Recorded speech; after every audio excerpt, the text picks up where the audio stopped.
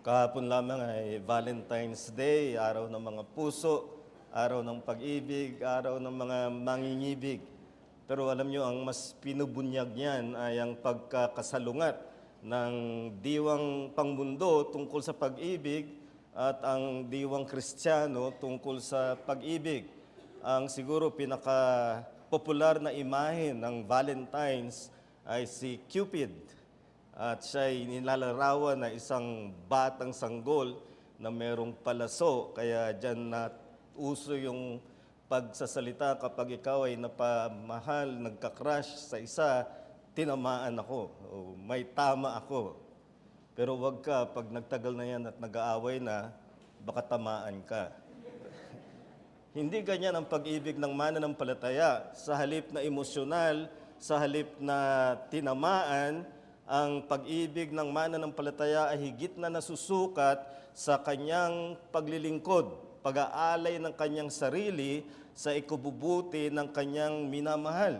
Totoo ito sa tunay na pag-ibig sa mag-asawa at totoo ito dapat sa tunay na pag-ibig na umiiral sa isang iglesia. Bakit? Nakita natin nung nakaraang linggo na ang huwara ng pag-ibig na yan, ng paglilingkod, ay walang iba kundi ang Panginoong Hesukristo. Ang kanyang sinabi sa Marcos 10:45, hindi ako naparito upang paglingkuran, kundi ang maglingkod. At ang ginamit niyang salita ay diakoneo, ang maglingkod na madiakono, at sa pamamagitan niya ibigay ang kanyang sarili na pantubos ng kasalanan. May uri ng paglilingkod sa Jesus na tanging siya lamang ang makakagawa. Yan ang sinabi niyang ibigay ang kanyang buhay bilang pantubos. Hindi natin magagawa yan, si Jesus lamang. At kung may kausap ako rito na hindi mo pa alam ang katubusan kay Jesucristo at naghahanap ka siguro, iniisip mo sa pari ay makakasumpong ka ng pagkalinis ng kasalanan sa simbahan o mga gawaing moral, nagkakamali ka sa harap ng Diyos. Tayo ay mga hinatulan sapagkat tayong lahat ay hindi na nakaabot sa tunay na pamantayan ng Diyos. Ang tanging naglingkod upang magligtas ng mga makasalanan ay si Jesucristo, at inaanyayahan kita na lumapit kay Jesucristo. Ngunit kung ikaw ay tunay na lumapit kay Jesucristo, naging alagad ka ni Jesucristo, isang babaguhin nito sa iyo ay ang diwa ng paglilingkod sa iyong kapatiran, sa kapwa, at dito mo masasalamin ang pagiging alagad ng Panginoong Hesukristo. At ito ang diwa na dapat umiiral na sa iglesia na naglilingkuran.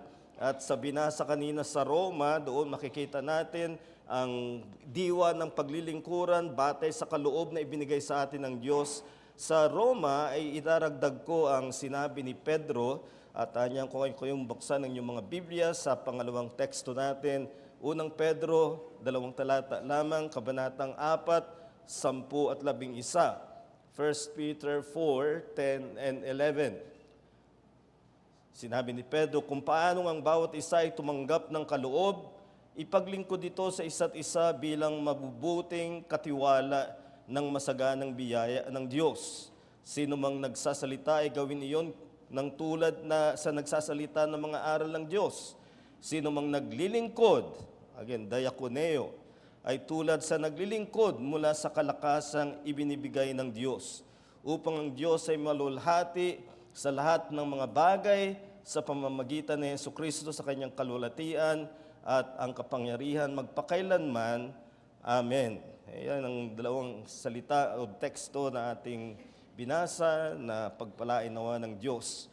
Sa binasa natin sa Roma, ay binasa natin yung paggamit ng kaloob para sa paglilingkuran sa isa't isa, at sa Roma ay para doon sa mga may natatanging kaloob ng paglilingkod. Samantalang sa Pedro, ang makikita natin ay hinati lang niya sa dalawang uri ang mga kaloob. May kaloob ng pagsasalita at lahat ng ibang kaloob ay kaloob ng paglilingkod, at masasabi natin na ito ay paglilingkod na para sa lahat ng tunay na kapatiran sa isang iglesia. Yan ang paglilingkod. Naiiba sa gawain ng mundo, kung paanong naiiba ang pag-ibig na diwa ng mundo, iba ang pag-ibig na diwa ng mananampalataya, makikita yan sa uri ng paglilingkod na ibinibigay natin sa bawat isa. At ang masasabi natin sa ganyang paglilingkod ay madiakono, ay diaconal service. This is not just for those with the office of deacon.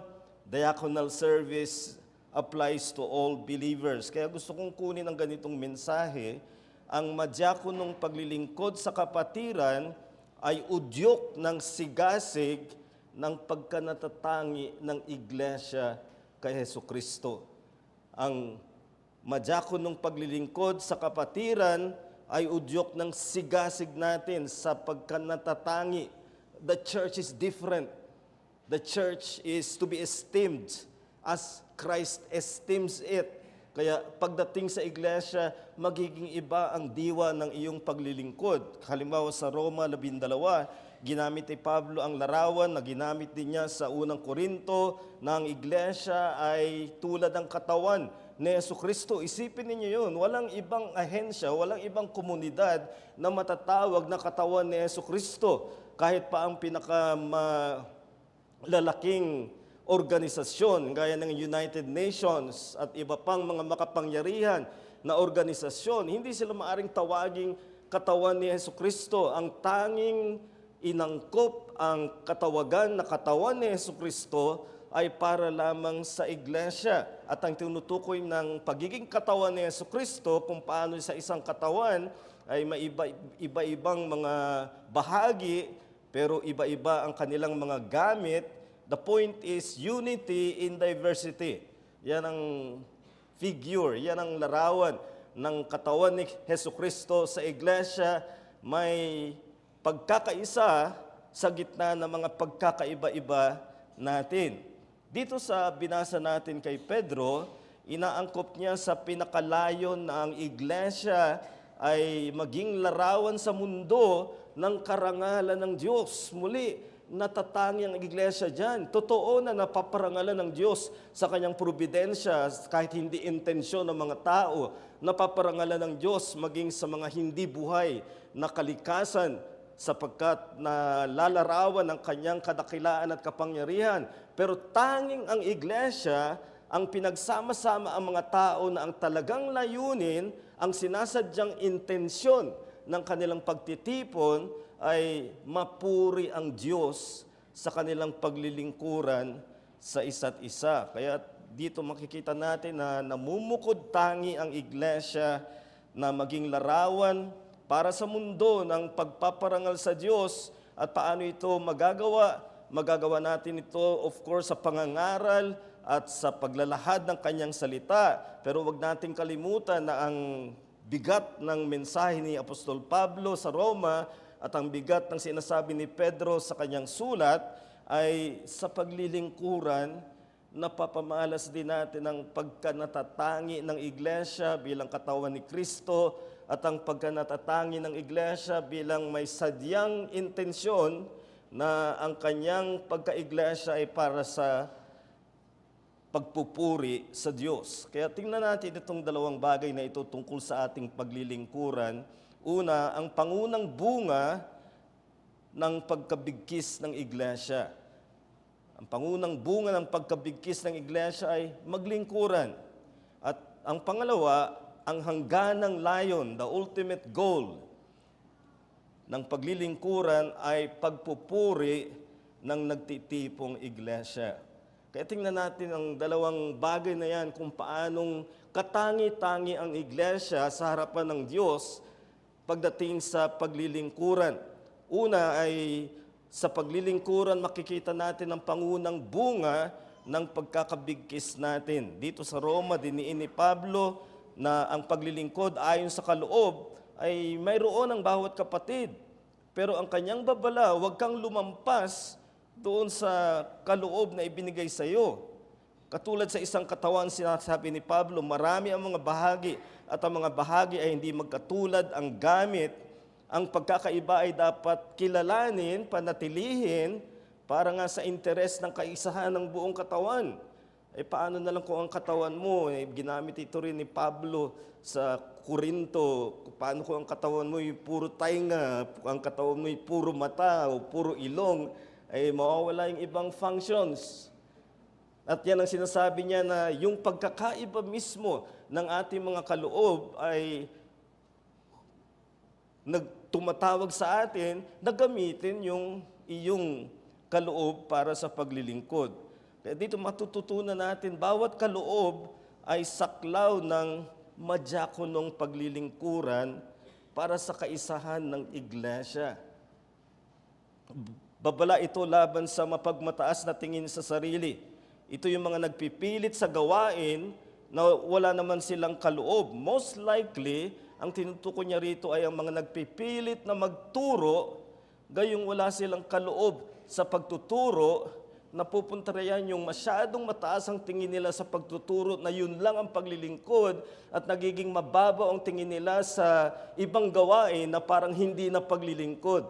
Yan ang winawasto ni Pablo. Hindi ka man nangangaral, kagaya ng mga may kaloob ng pangangaral at ang kaloob mo ay hindi patungkol sa pangangaral, tanggapin mo pa rin yan na kaloob ng Diyos na ipinamahagi sa iyo. At kapag ikaw ay hindi naglingkod dahil nagmamaktol ka na hindi ka nakakapangaral, ito ay pagwawalang bahala sa kabutihan ng Diyos na namahagi ng mayaman, namahagi ng masagana sa buong iglesia ng sari-saring kaloob at ang dahilan ay upang magkaroon ng bigkis ng katawan ng iglesia. Kaya tanggapin natin itong babala ni Pablo sa mataas na pagpipilit ng uri ng paglilingkod kung saan wala kang kaloob. Pero huwag nating kalimutan ang isang bahagi ng gustong ipakita ni Pablo ay palakasin ang loob ng mga wala mang kaloob mangaral, wala mang kaloob magsalita sa publiko. Marami silang nagagawang mas tago, mas hindi nakikita sa publiko, pero ang ginagawa nila ay bahagi ng pagyabong, pagbibigkis ng iglesia. Kaya ang pamanik niya ay bawat isang kapatid ay may maipaglilingkod anuman ang kanyang kaloob. Kaya huwag nating tanggapin yung pag-iisip na ang munti naman ng aking kaloob, hindi kagaya ni pastor, hindi kagaya ng mga nagtuturo, hindi ako nakikita sa aking ginagawa, sa kanila na lang, hindi na ako maglilingkod. Hindi yan ang sinabi ni Pablo in 1 Corinthians 12:7. Sabi niya, sa bawat isa ay ibinigay ang pagpapamalas ng Espiritu para sa pakinabang ng lahat. The manifestation of the Spirit is given to all for the profit of all. Isipin mo, ang kaloob mo, munti man yan at hindi nakakatuntong sa pulpito, ang kaloob na yan ay pinapamalas ng Espiritu ang kanyang presensya sa iglesia. At gagamitin mo yan para sa kapakinabangan ng lahat.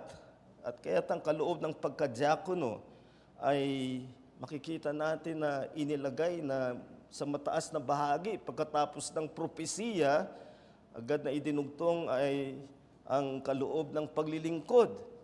Bago pa yung kaloob ng pagtuturo at pangangaral, inilagay sa kasunod ng propesiya. Wala nang propesiya ngayon, lahat yan ay inaisulat na sa Biblia, pero ang paglilingkod ay binigyan ng mataas na antas ni Apostol Pablo.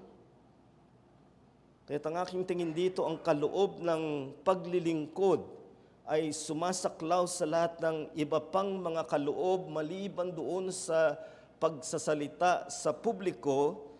Tanggapin mo ito na isang mayamang pagbabahagi ng Diyos sa pamamagitan ng banal na Espiritu. Kaya walang tunay na mananampalataya o walang tunay na kapatid sa iglesia na ang tanging kaloob ay maupo at manood. Kaya nating lahat yan. Pero ang paglilingkod ay may ginagawa para sa kapakinabangan ng pangkalahatan. Kung mas minamabuti mo ang manood lamang kung ano ang nangyayari sa iglesia, parang hindi ka nakabigkis. Ito ang kaibahan ng iglesia, ibinigkis ng paglilingkod.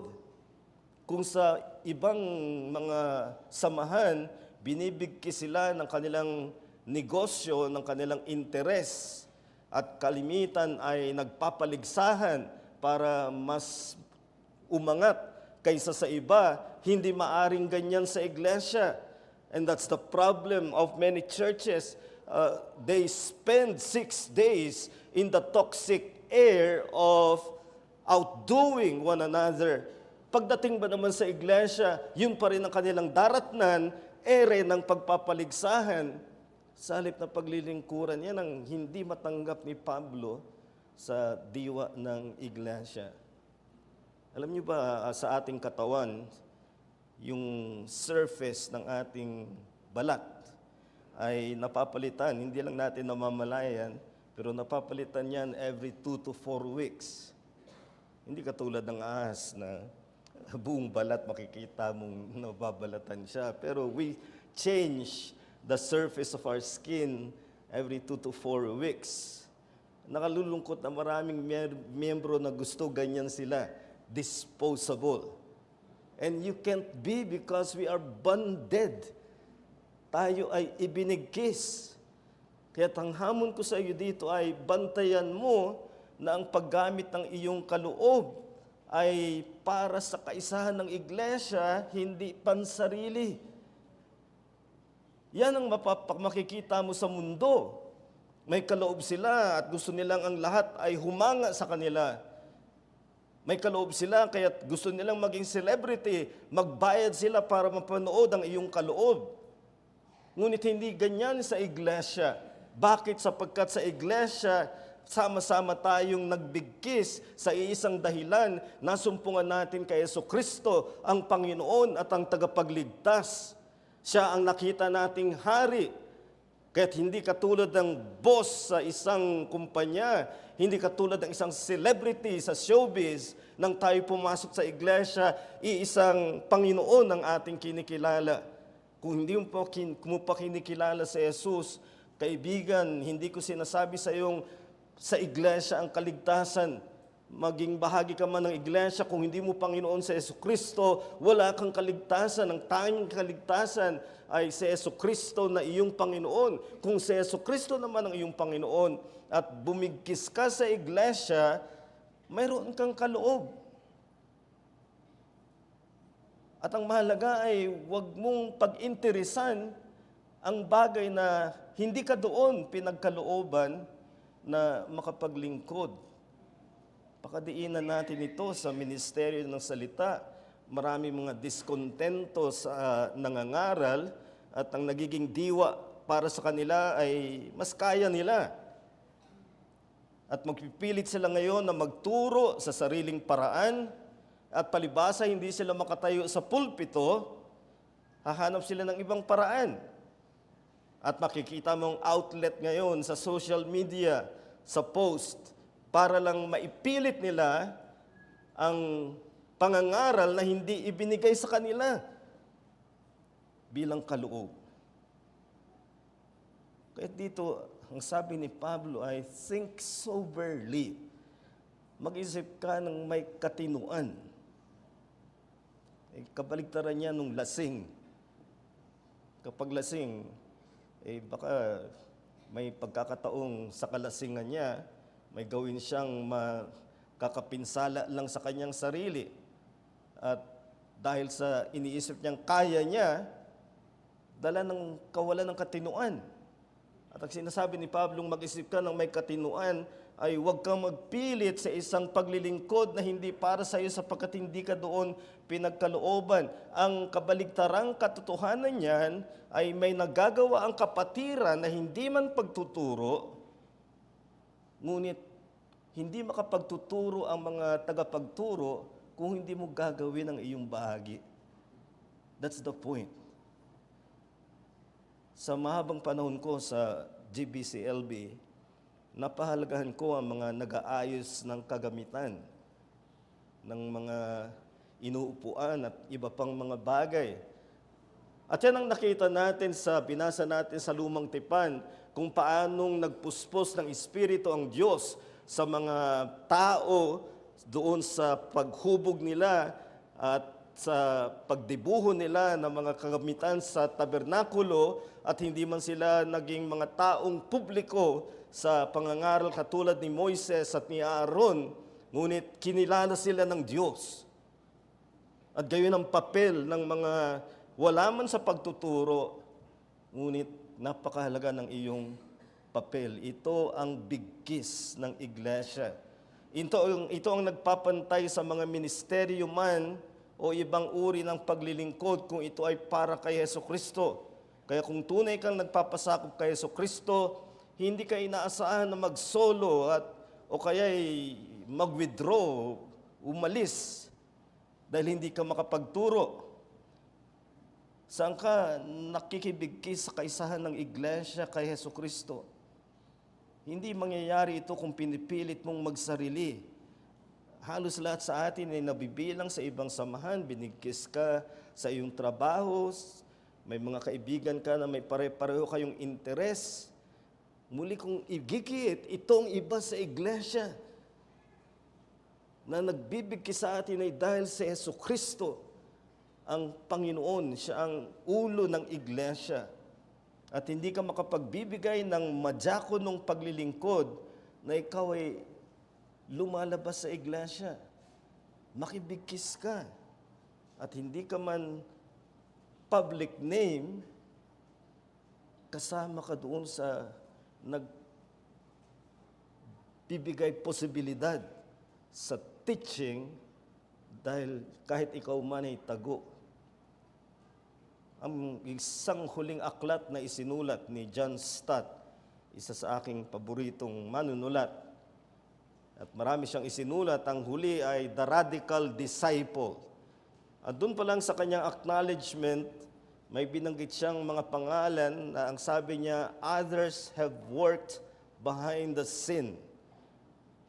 O hindi lalabas ang kanilang pangalan sa author, pero kinilala ni John Stott na hindi mangyayari yung kanyang aklat na hindi sila kumilos. Maaring sila yung mga nag-type, nag-proofread, at iba pang mga tagong gawain, pero mahalaga sila para magkaroon ng isang magtuturong aklat kahit hindi lumitaw ang kanilang pangalan. May ganyang kabandiwa sa iglesia na ginagawa mo dahil sa bigkis kay Jesucristo. Ngunit pangalawa, may hangganan na layon ng pagpupuri kapag nagtitipo ng iglesia. Ito yung mahalagang diniin ni Pedro sa ating pangalawang teksto na may pangkalahatang paghahati sa mga kaloob sa dalawang bagay lamang. There are speaking gifts and there are serving gifts. And again, serving doon ay diakonos. Pagsasalita, paglilingkod, at pareho kay Pablo, ang turo ni Pedro kung paanong bawat isa ay nakatanggap ng kaloob. Hindi niya sinabing kung sakaling ikaw ay nagkaroon ng kaloob. Ang sabi niya kung paano. He assumes that everyone who belongs to the church has gifts, except that you need to determine ito by speaking gift o ito by serving gift. At karaniwang ang magrereklamo ay yung serving gift at wala siya ng speaking gift. At ito ang binalaan din ni Pedro na kilalanin natin na kapwa ang speaking gift at serving gift ay dadalo sa pagtitipon ng iglesia, at sa pagtitipon ng iglesia ang magiging nag-iisang layunin na hangganan ng lahat ng paglilingkod, nagsasalita man o naglilingkod ay dapat na magpuri sa Diyos. Ang iglesia ay ang tanging may mandato ng Diyos na ang paglilingkuran sa isa't isa ay para sa kapurihan ng Diyos. Sinabi ko na kahit sa mga taong walang pagkilala sa Diyos, gagamitin sila ng Diyos para magbigay ng papuri sa Kanya. Providentially.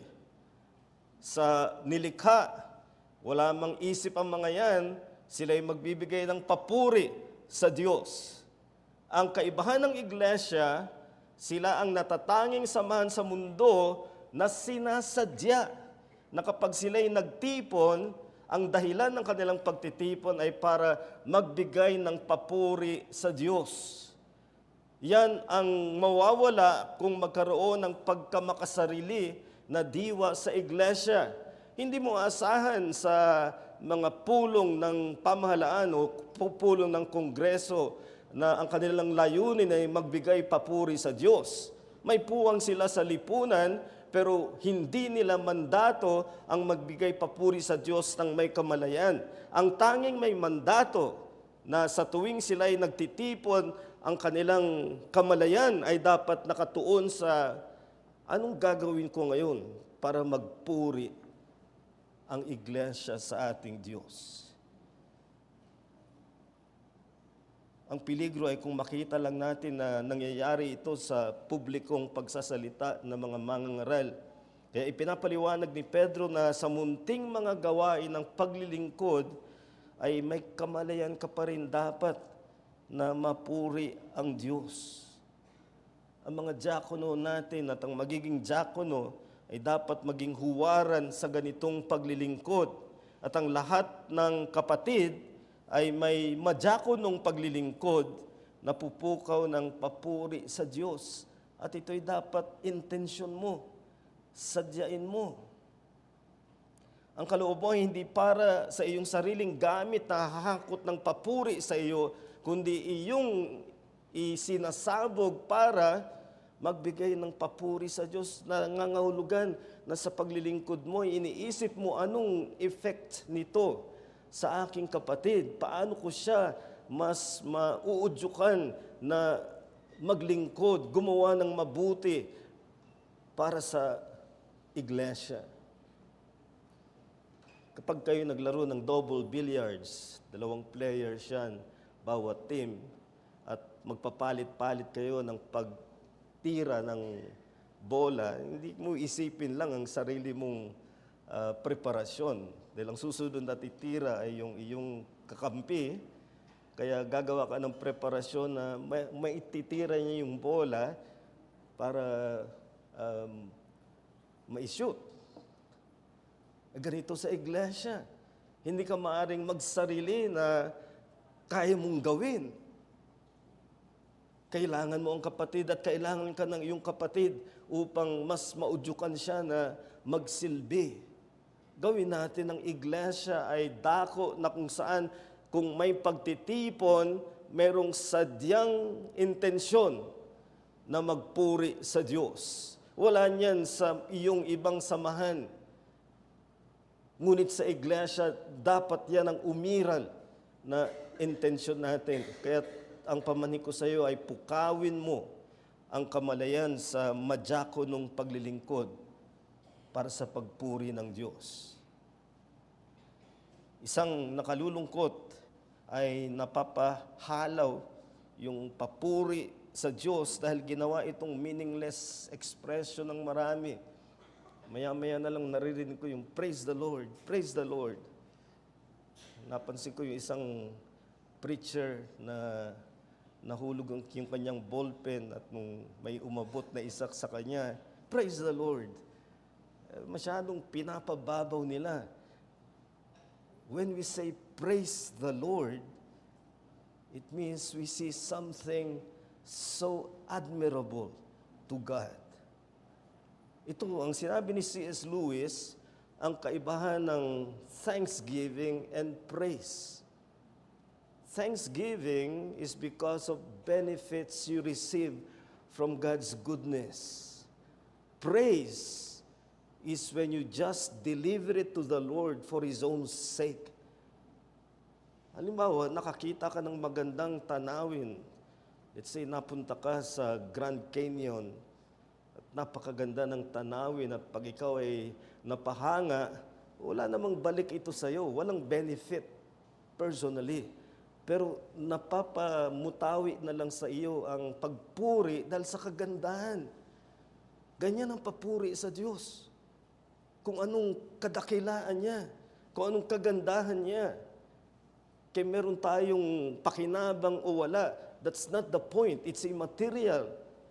Praise is because of who God is. And when the church gathers, dapat ito ang sadyang umiiral na intensyon sa pagtitipon.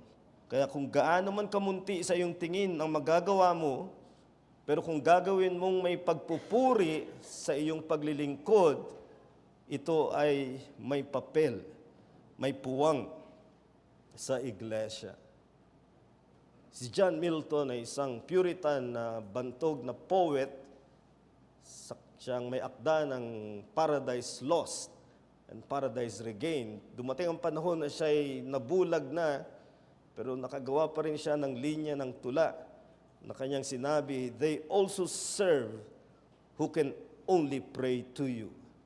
And he chose the time that he was bedridden to pray for preachers, to pray for brethren. Kubli yan. Hindi ka malalagay sa anunsyo, pero nagpupuri iyan sa Diyos. Yan ang madyako ng paglilingkod. Napakalaki ang nakasalalay na may pangwalang hanggan sa kahihinatnan ng ating paglilingkod hanggat ito ay may pagtatangi sa iglesia bilang binigkis kay Hesukristo at may pagtatangi sa iglesia bilang natatanging samahan na narito para magpuri sa ating Diyos. Kaya't marapat lang tanungin natin ang bawat sarili, anong naging ambag ko sa pagpupuri ng Diyos kasama ng aking kapatiran?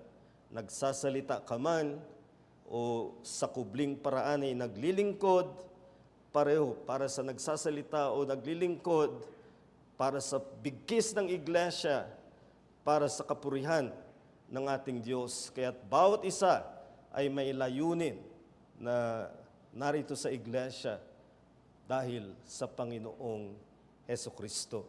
Tayo manalangin. Dakila naming Diyos, aming mahabaging Ama, nawa ngay panariwain namin ng katotohanan na natatangi ang iglesia sa iyong plano. Ito ang tanging tinawag na katawan ni Hesukristo na kung saan mayroong pagkakaisa sa gitna ng mga pagkakaiba-iba. At ang pagkakaiba-iba ay sa larangan ng mga kaloob namin. May mga ang kaloob ay para sa tagong paglilingkod at maaaring maging dahilan nito upang magpilit siya na magkaroon ng paglilingkod na siya ang nagsasalita, siya ang nasa publiko, ngunit hindi itong yung layunin para sa iglesia. Kaya't naway naroon ang kapakumbabaan namin na tanggapin kung wala sa amin ang gayong kaloob ay huwag naming ipilit. Ngunit gayon din ay naroon ang encouragement na gaano man kamunti at katago ang aming ipinaglilingkod, ito ay kasama sa pagkabigkis ng iglesia at gagamitin para sa kapurihan ng pangalan ng Panginoong Hesukristo. Mangyari nawa ito ng regular sa pagtitipon ng aming iglesia at mangusap ka sa mga narito na hindi pa alam ang ginawa ni Hesukristo na naglingkod sa pamamagitan ng pagbibigay ng kanyang buhay bilang katubusan sa mga makasalanan. Gawin mong ito ang araw na makilala nila si Hesukristo na Panginoon at tagapagligtas. At gawin mong ang iglesia ay iglesia ng mga pinagbigkis ng pagkapanginoon ni Hesukristo. Kaya't sa iyo namin ipinagkakatiwala ang lahat ng ito at panalangin namin ito sa pangalan ng aming Panginoon at tagapagligtas na si Hesukristo. Amen.